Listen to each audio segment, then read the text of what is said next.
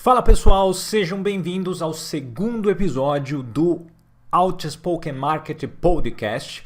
Meu nome é Leandro Guerra, seja muito bem-vindo. Para qualquer coisa que você queira saber a mais sobre ciência dos dados, matemática, probabilidade, trading e vida, eu vos convido a visitar o meu site, o www.outspokenmarket.com. E no episódio de hoje eu trago uma discussão muito interessante sobre aleatoriedade, Warren Buffett e um joelho quebrado. Mas o que eu estou querendo dizer com tudo isso? Vamos imaginar da seguinte maneira. Contanto que você não consiga predizer algum evento, este vai ser considerado um evento aleatório. Mas será mesmo? O que faz algo ser ou parecer realmente aleatório? A ausência de um padrão específico? A incapacidade de predizer qual será o próximo acontecimento? Nós, humanos, temos um desejo quase que incontrolável de encontrar ordem ou algum padrão nas coisas. Nosso processo evolutivo garantiu ao cérebro uma capacidade fantástica de classificar coisas, desde reconhecer o rosto da sua mãe, desde o seu nascimento, até mesmo em saber em quem você pode confiar ou não. Independentemente daquilo que aprendemos a classificar ou não, o grande ponto é que somos muito ruins em lidar com a ausência de padrões. Em um post que eu fiz lá no blog do Outspoken Market, intitulado de Previsão de Eventos Raros e Crises Financeiras, eu deixei em aberto a seguinte pergunta: como calcular a probabilidade de ocorrência de 17 caras seguidas se isso jamais aconteceu? Você acha que o lançamento de um dado ou embaralhar um baralho são realmente eventos aleatórios? Talvez não.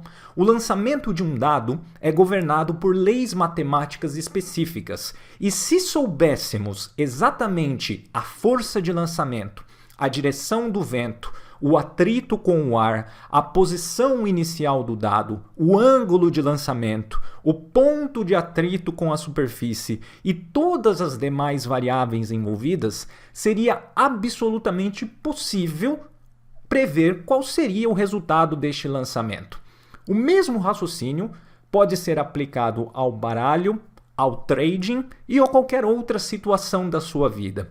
Então, possivelmente, a aleatoriedade nem exista, e nem mesmo o nosso livre-arbítrio, uma vez que tudo é resultado de uma combinação de acontecimentos anteriores e a mudança de qualquer um deles faz com que tenhamos uma resposta totalmente diferente.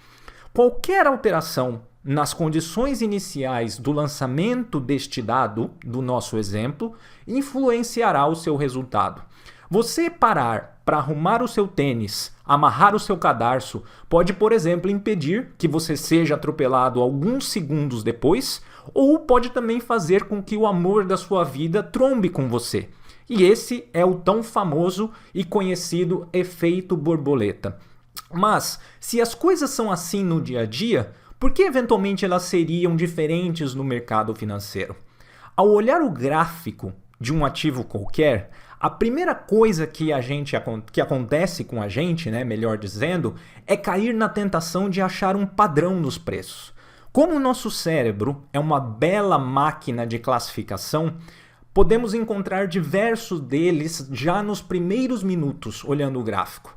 E ainda temos aqueles que dizem, se você olhar o gráfico em menos de 1 minuto e não achar nada, é porque não há nada a fazer. Ora, de fato, é muito fácil olhar para um gráfico já desenhado e achar um monte de coisas que parecem ter acontecido, dada que outras aconteceriam, ou que outras aconteceram, melhor dizendo, que são os famosos padrões. Difícil mesmo é tentar encontrar estes mesmos padrões em tempo real, ali ao vivo, enquanto tudo aquilo está se formando. E é aí que o negócio fica diferente, e é onde nós separamos o dos adultos das crianças. Tudo o que aconteceu num gráfico passado ou no passado de um modo geral foi consequência de outros eventos, alguns mesmos que ninguém saberia que aconteceriam, outros já eram parcialmente esperados e todas as consequências dos demais. Lembre-se do efeito borboleta que eu disse para você há poucos minutos. Tudo o que vai acontecer deste segundo em diante ainda sofrerá a influência da velocidade de resposta aos eventos que estão acontecendo neste exato momento. O que outras pessoas estão vendo no mesmo caso e as consequências de outras possíveis infinitas variáveis. Qualquer alteração no preço agora ou qualquer alteração num acontecimento da sua vida agora, tá, que pode acontecer no futuro, é realmente uma previsão de longo prazo que é muito difícil de ser feita, partindo do princípio que nós não conhecemos todas as variáveis envolvidas. Esta discussão nos aproxima muito da teoria do caos, que pode ser definida em uma simples frase. Sistemas considerados dinâmicos são extremamente sensíveis às suas condições iniciais. E como nós, a todo momento, estamos alterando as condições, que a partir do momento T0 são as condições iniciais de eventos futuros, a gente realmente fica ali preso no chamado efeito borboleta e a gente realmente fica inserido nessa teoria do caos. E eu tenho um grande exemplo disso, um exemplo pessoal.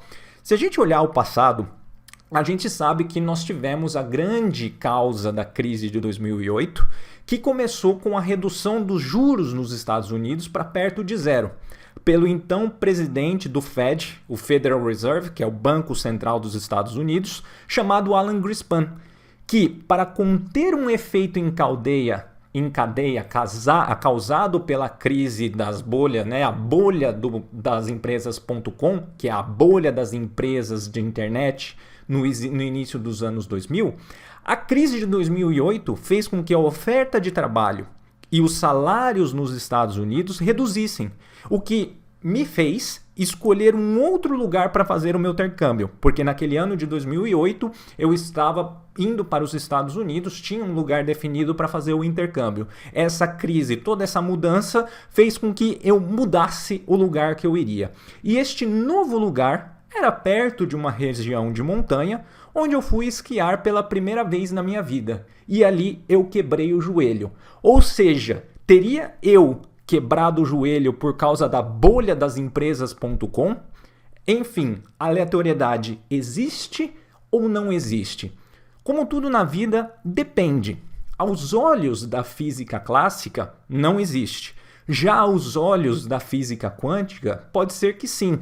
Lembrando sempre que o universo das partículas subatômicas é completamente diferente daquela da física newtoniana.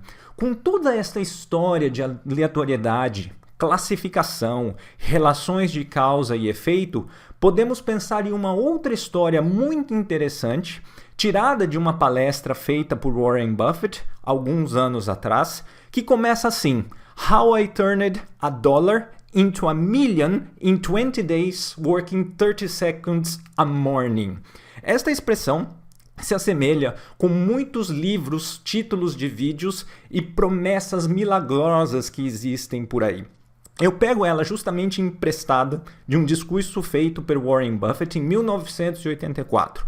A expressão com tradução livre seria mais ou menos assim: como eu fiz $1 virar 1 milhão em 20 dias, trabalhando apenas 30 segundos toda manhã. E ela foi dita no contexto em que Buffett pediu à sua plateia que imaginasse todos os 225 milhões de americanos, era o tamanho da população naquela época, em 1984, apostando $1 em cara ou coroa após o lançamento de uma moeda. Os que perdessem a aposta seriam eliminados imediatamente e seus dólares seriam dados àqueles que acertaram a aposta. No dia seguinte, o jogo continuaria com os que sobraram e a aposta não seria mais de $1, e sim dobrada, de $2. Novamente, os perdedores seriam eliminados e os ganhadores terminariam o seu dia com $4, os seus 2 iniciais mais os $2 dos jogadores perdedores.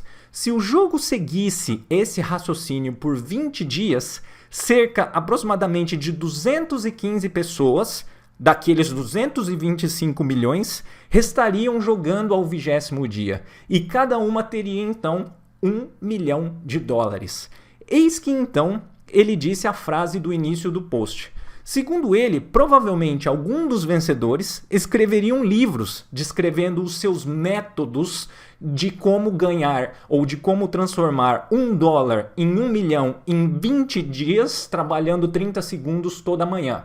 E nessa altura do campeonato é que a gente entende que começam as falácias. Alguém pode argumentar que se não fosse possível, como é que existem 215 pessoas que o fizeram? E se essas pessoas fossem substituídas por macacos? O resultado seria praticamente o mesmo. Nós teríamos, no fim das contas, muitos macacos com $1 milhão. Então, Leandro, você está nos dizendo que foi apenas sorte? Sim. Neste caso da anedota contada por Warren Buffett, sim. E um exemplo real, seria isso possível? Sim, também. Seria muito parecido. Em seu livro, A Lógica do Cisne Negro, Nassim Taleb menciona que a aleatoriedade, chance e sorte influenciam nossas vidas muito mais do que imaginamos e que nós tentamos sempre explicar as coisas sobre a ótica de causa e efeito, mas nós nos esquecemos que correlação não necessariamente implica em causalidade. Ou seja, agora nós temos a grande pergunta. Ou seja, minha vida é conduzida pela sorte? Bem, eu diria que sim e não.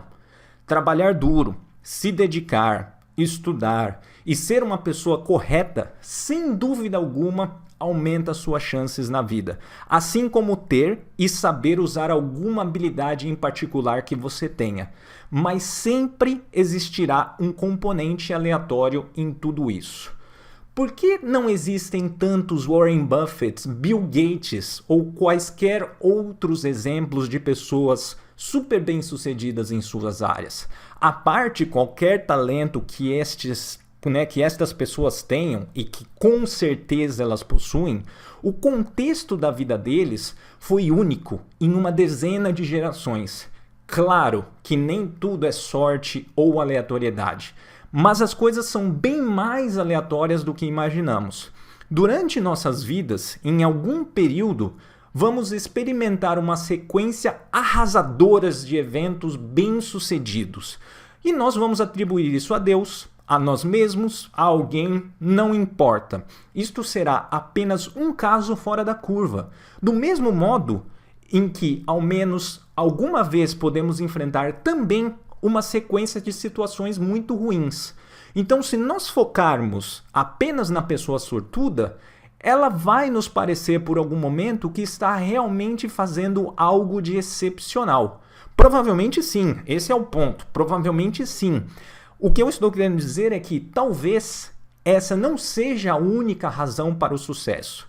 E este é o famoso ditado, estar no lugar certo, na hora certa. É claro que não adianta em nada ter uma oportunidade e não aproveitar, não a administrar bem.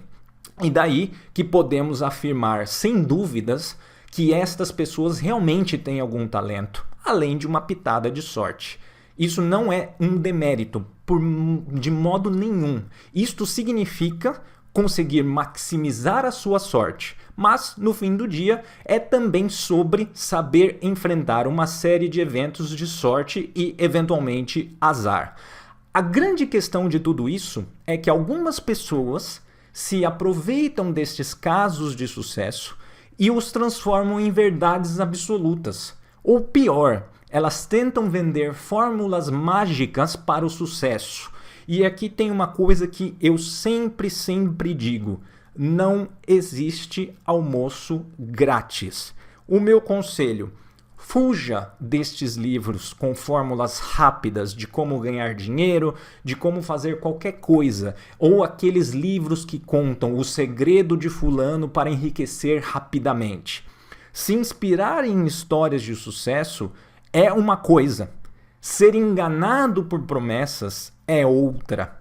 As pessoas geralmente não atribuem a aleatoriedade ao seu sucesso, mas certamente a atribuem aos seus fracassos. As coisas são baseadas em tantos acontecimentos que é praticamente impossível entender todas as variáveis envolvidas no processo ou ter o controle sobre tudo aquilo que está acontecendo. Se alguém é cético bastante para se convencer que a vida não possui algum tipo de sorte, jamais será impossível entender o que fazer quando a sorte passar ali pela sua frente. E aí talvez seja, da onde nasce realmente o talento. Saber aproveitar aquela oportunidade que no momento certo, na hora certa, apareceu na nossa frente. Fechando esse raciocínio com a frase atribuída, a Tiger Woods, o grande jogador de golfe de todos os tempos, onde ele diz: quanto mais eu treino, mais sorte eu tenho. Sim, a sua vida é conduzida pela sorte. Porém, a sorte é apenas mais uma variável dentre muitas outras, mas de fato não a negligencie. Saiba sempre aproveitar as oportunidades no momento nos quais ela bate na sua porta. Beleza, pessoal? Um grande abraço para vocês. Espero que vocês tenham gostado de mais esse episódio do Outspoken Market Podcast e nós nos vemos no próximo. Um grande abraço, meu nome é Leandro Guerra e até lá. Tchau, tchau.